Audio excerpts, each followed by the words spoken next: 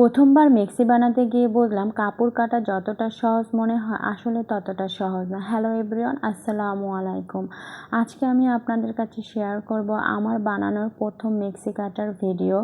যাই হোক, আজকে দেখাবো আমার বোনের জন্য বানানো প্রথম মেক্সি। সত্যি বলতে এটা বানানোর সময় একটু ভয়ও লাগছিল। শেষ পর্যন্ত কেমন হবে কে জানে, আদৌ কি আমি পারবো? তো যাই হোক, আমি যেহেতু এখনও শেখার মধ্যেই আছি, তারপর নিজের হাতে বোনের জন্য কিছু একটা বানানোর ইচ্ছাটা অনেক দিনের। কাপড় কাটার সময় বারবার মাপ মিলিয়ে দেখছিলাম, কারণ একবার যদি কেটে ফেলি তাহলে তো আসলে আর ফেরত যেতে পারবো না। সেই জন্য এরপর আস্তে আস্তে সেলাই শুরু করলাম। প্রথমবার বলে সব কিছু একদম পারফেক্ট হয়নি, আর আমি এটা আশাও করি না, কারণ আমি বিশ্বাসী যে আস্তে আস্তে সব কিছু আয়ত্তে আসে। কোথাও হয়তো একটু বেশি সময় আমার লেগেছে, যেমন এই কুচিগুলো দিতে আমার অনেক সময় লাগছে, এই প্লেটটা মিলাতে অনেক সময় লেগেছে।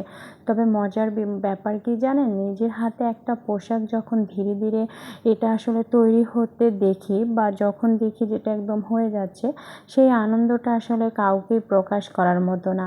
একসময় যখন পুরো মেক্সিটাই একদম প্রায় শেষ হয়ে গেলে, তখন নিজের কাছে মনে হলো সত্যি কি আমি এটা বানিয়ে ফেললাম।